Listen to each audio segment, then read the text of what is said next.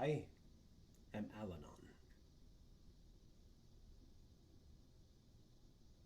And apparently the camera cannot focus on Allanon.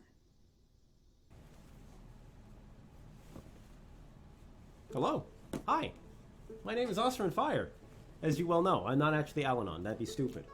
But yeah. As you may have noticed, first things first, before I talk about anything related to Shannara, I have new threads. I decided to splurge a little bit and buy medieval style clothing, and yeah, it's only a partial outfit. I'm still wearing jeans, but I mean, I have a cloak. Get out of my chair. But I mean, cloak. I have a tunic, a very long tunic. I actually bought both of these things, a size too big. I dropped something, and I also have a belt which I can actually wear my short sword on. Behold. You can't wear this you can't wear the sword on a normal belt because the belt would be too thin. It's also a little loose still. It requires a little adjusting, but if I can get it tight, then it actually wears very comfortably. But yeah, behold, I can wear my sword, draw it, wield it, swing it around. You can't see my head, but that's fine because I'm not really in a good spot anyway for this stuff. So you'll also have to endure my headless voice. But yeah, so I have a bit of an outfit here, and I decided to do a bit of an Allanon bit. I was actually for the Wish Song video, I was planning on doing a bit of a comedic thing where I pretend I was maybe attacked by the Jakira and everything, but I'm too lazy to do that. But yeah, so hi, yes, I have this. This is very warm, by the way. This cloak is. I guess I'm gonna keep wearing the sword. I just plan on taking it back off, but it's not worth untying the belt for that. The cloak's actually very warm, which will actually be very nice in the winter, but it is very uncomfortable right now in the summer because I actually need to get maintenance to check out my air conditioning because it's not very comfortable. But yeah, so for the future, I'll probably keep wearing this for future reviews of Shannara. I'm not gonna lie, this actually is kind of fun. Obviously, I need more stuff, honest to goodness. I obviously need to get a proper pair of pants, maybe some boots. Not that you'll ever see those. The boots, anyway. Stuff like that. Maybe get, some sort of, sleeve cloak or robe or whatever you want to call it. I could do stuff like that, too. Yeah, I mean, this is kind of fun to wear, I'm not going to lie. It actually doesn't look half bad. It's just really warm. It's really warm to wear. If I wear this hood for any prolonged length of time, I will absolutely overheat. But anyway, okay. I've spent literally 3.5 minutes talking about my outfit. That is, what am I, a woman? Sorry, that was rude. Anyway, but yeah. So hi, hello. We're going to talk about the Shannara Trilogy, the first Shannara Trilogy, the original Shannara Trilogy. It's like the original Star Wars trilogy, except for the part where Star Wars does not have 40 movies. But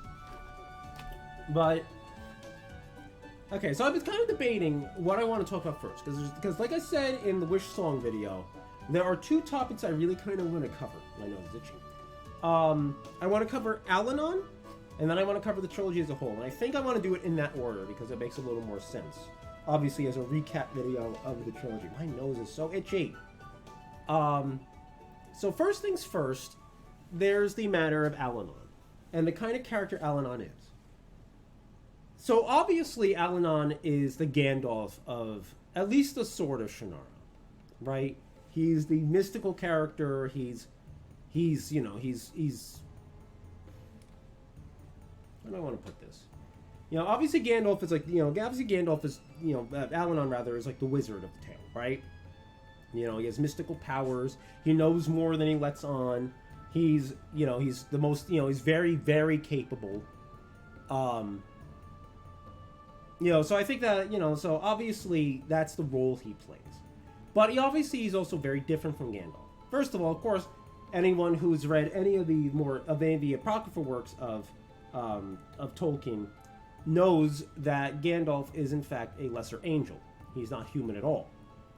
Which is part of the reason why, especially once he returns as Gandalf the White, he kind of sort of transcends. He kind of sort of ends up transcending, not the concerns or anything, but he kind of in a way he transcends the other characters around him, Aragorn and Legolas and Gimli. He's trying to, he's trying to help them. He's trying to aid them. He's trying to aid Rohan and Gondor, but he's doing it as a greater being than the men or elf or dwarf that they are. Whereas Allanon is just a man. And I think that's really interesting because it kind of explores the idea of, having sort of the wizard character, but the wizard character really is just a mortal.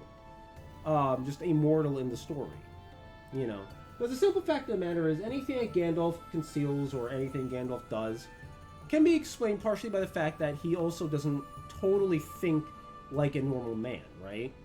But with Allanon, a lot of what Allanon does, for example, deceiving all 3 generations of Omsfords that he gets tied up with,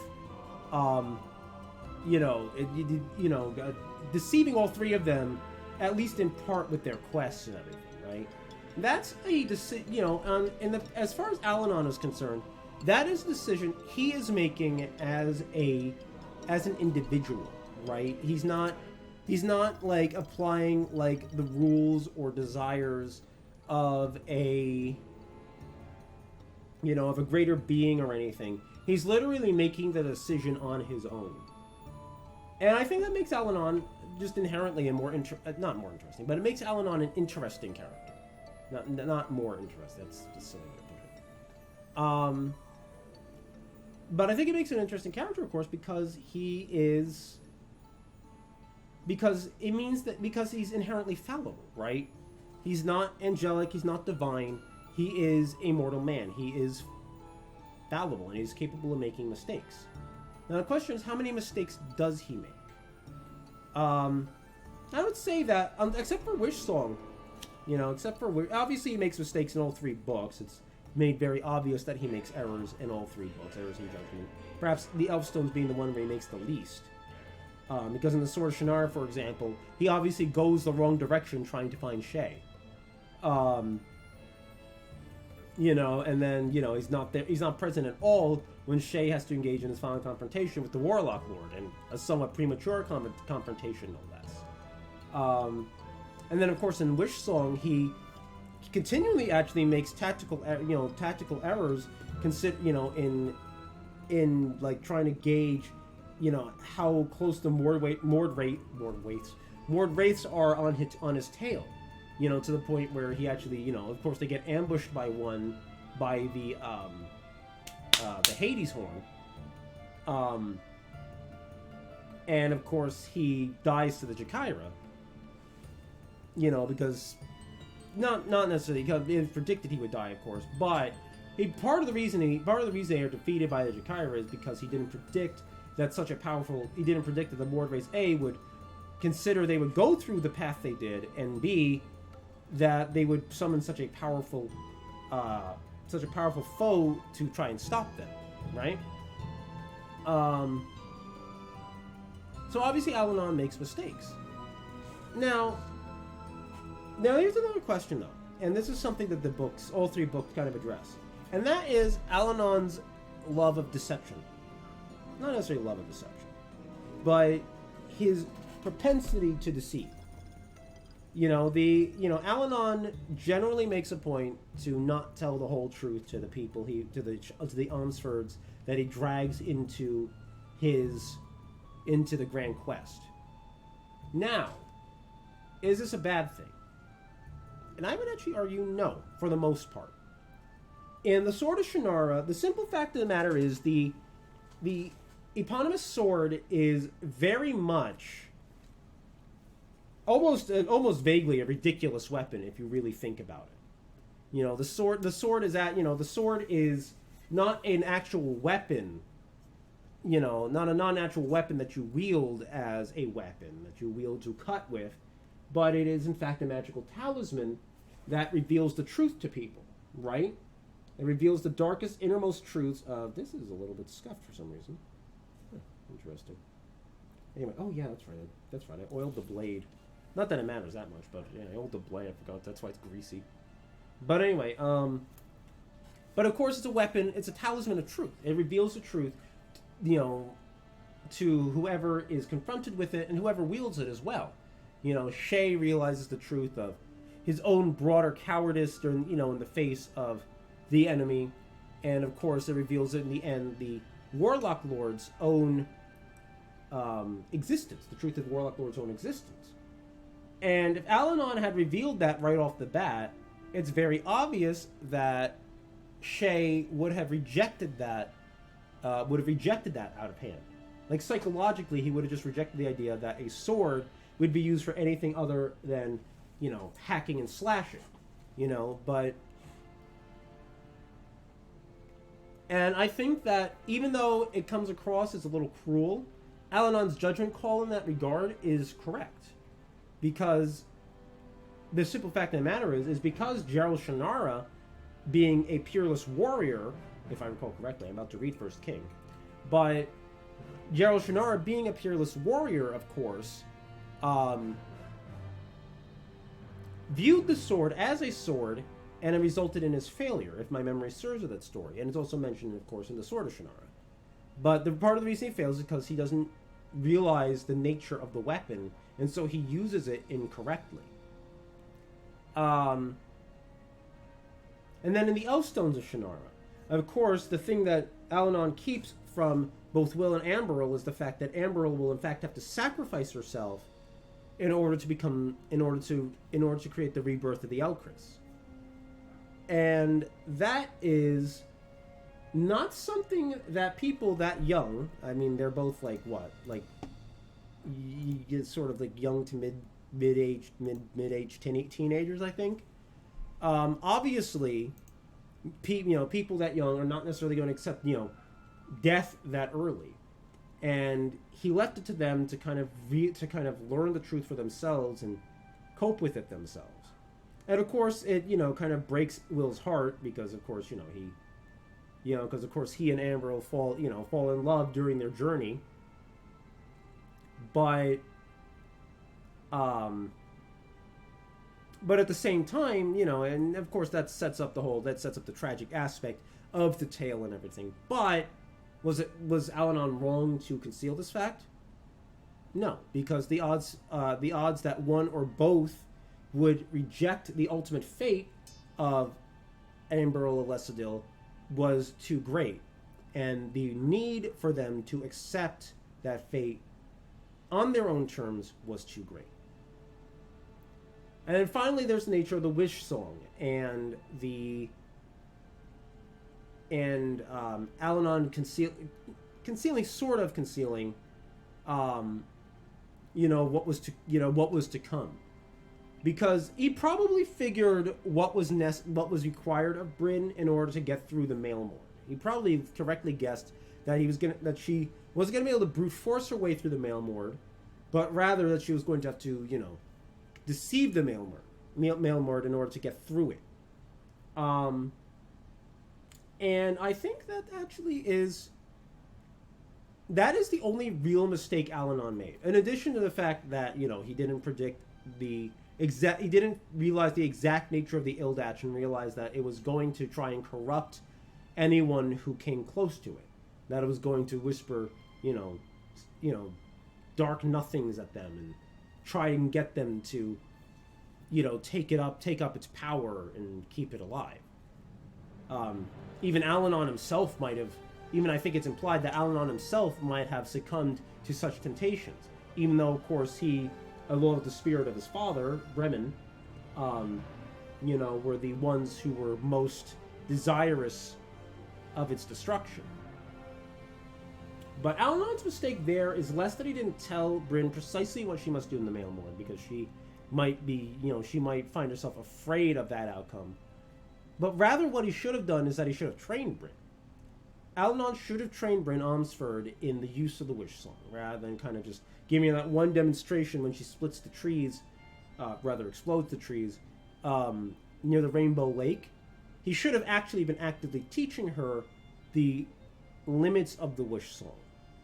If he had done that, it might have saved a lot of pain and heartache in the future.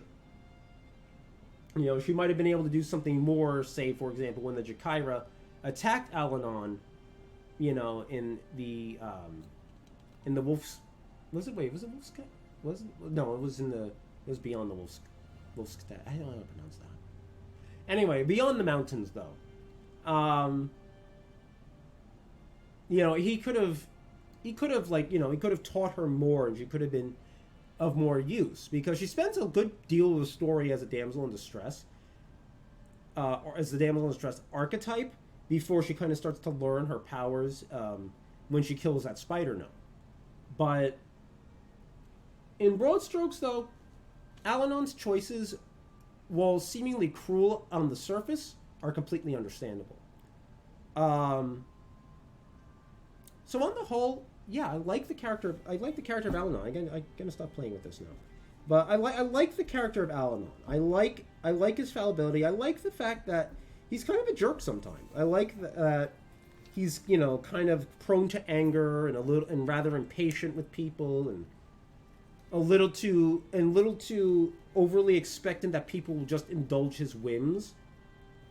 Rather than expect him to explain a little bit what they're doing. But I also like that he's also the erstwhile defender of the Four Lands.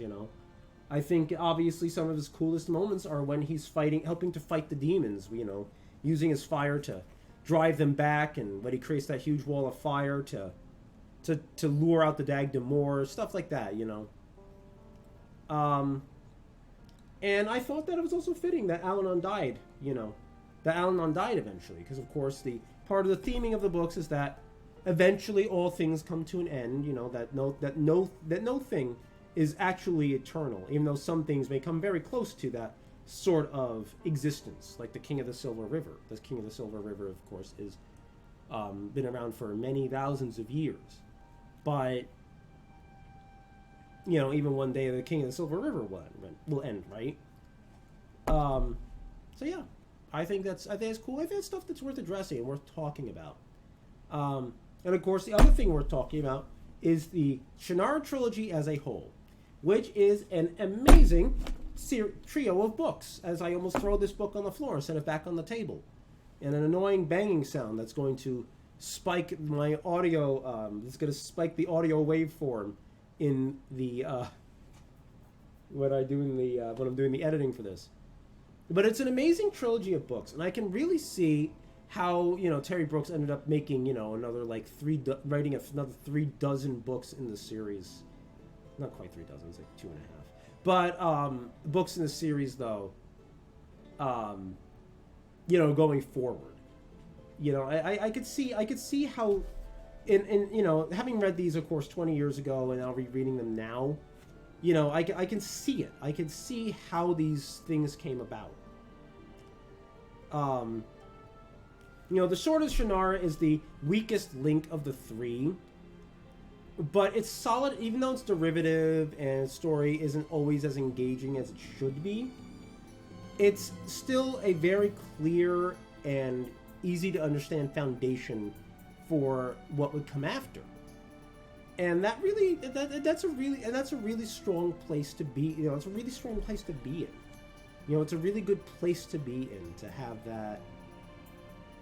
To have just enough of a foundation that people especially who might have read Lord of the Rings recently, because it's only the Sword of Shannara came out less than 20 years after less than 30 years rather after the Lord of the Rings did.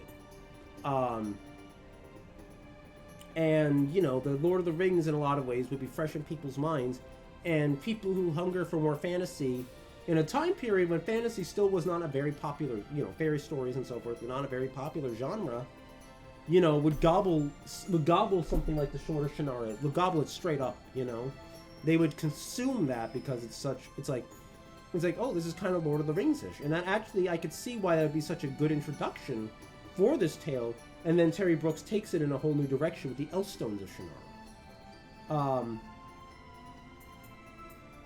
And I love all 3 books. I actually do.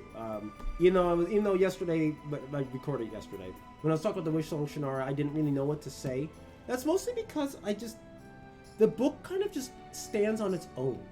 The book the book is a continuation of 3 other books. It's a continuation of the previous 2 books in a way, but they're also 3 standalone stories. And actually, the standalone story aspect is really what kind of helps strengthen the series as well.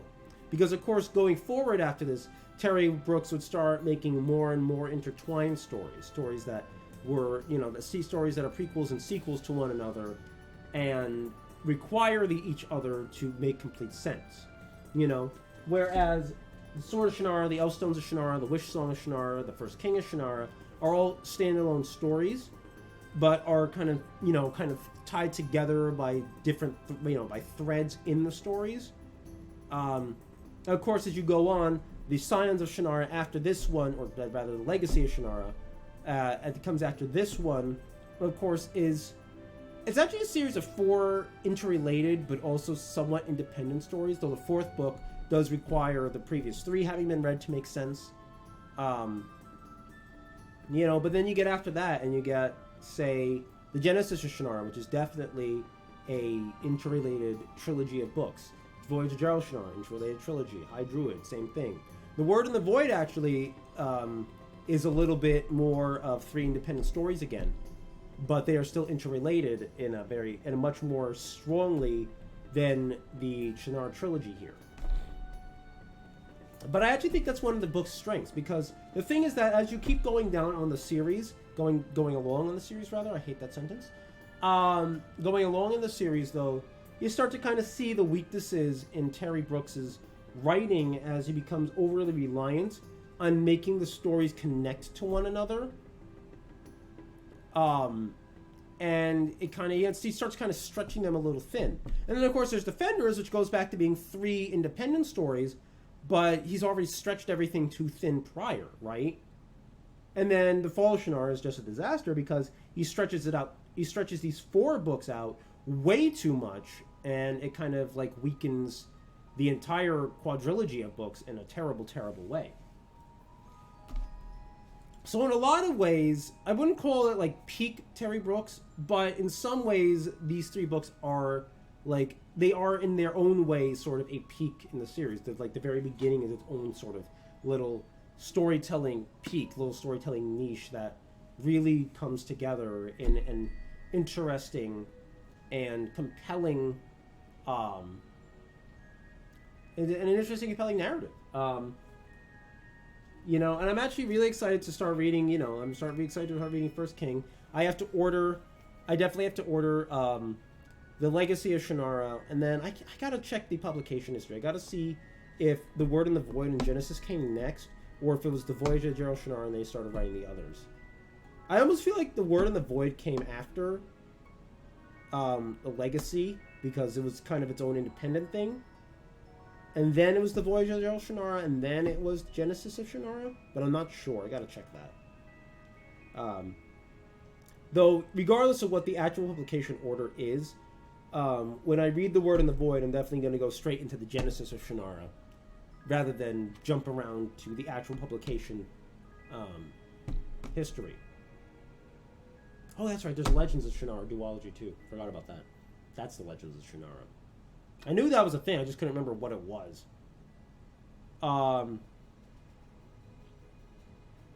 But yeah, so yeah, this was actually kind of a fun adventure. This was actually kind of a fun adventure. It was fun, even though I'm kind of like reliving a lot of this, because of course I read them already. Reading them again when I'm more mature and more capable of understanding what I'm reading and understanding complexities in the story and everything is a very good idea. It was a very, very good idea, because I think a lot of things went over my head when I was a kid. When I was just entering my teenage years. I think a lot of stuff went over my head. I read voraciously, but I don't think I absorbed as much as I am now. So anyway, we're going to hit everything with the sword that I'm still wearing, and we're going to add the chair is spinning. We're going to add it to the bookshelf. I really need to get that bookend, which actually is sitting right there. I found it, but I'm going to put that there. So I've not rearranged these shelves. I'm going to do that probably before the First King is done. I need another bookend now for this, of course. But Because these books keep toppling as well, which is quite irritating. But, yeah. There's also a spider over here. There's a spider built a web against the expanse. So, I'm just letting it chill out for now. It's not moving away or anything, so it's just...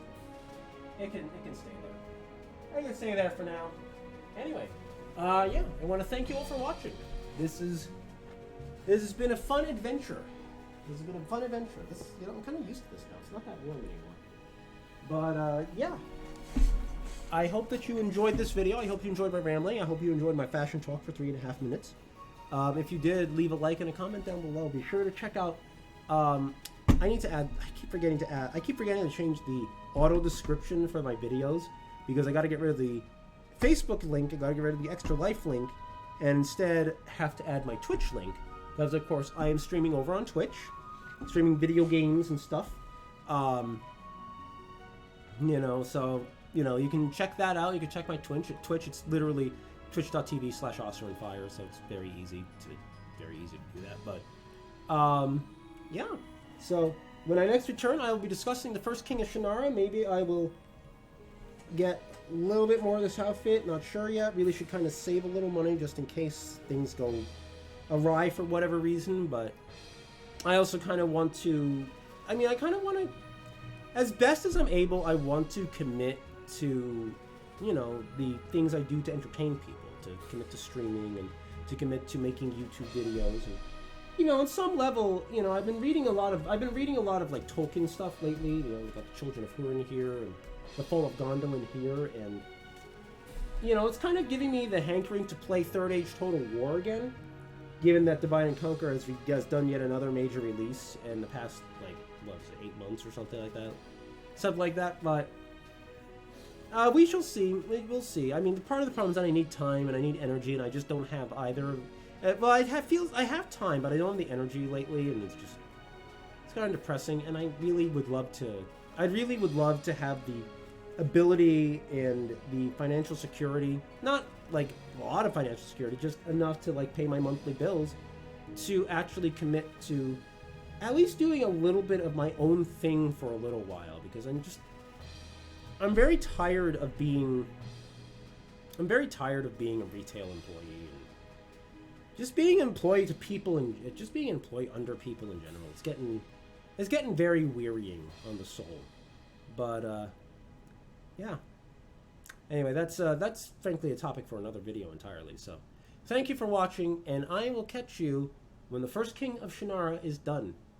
Until next time, everybody.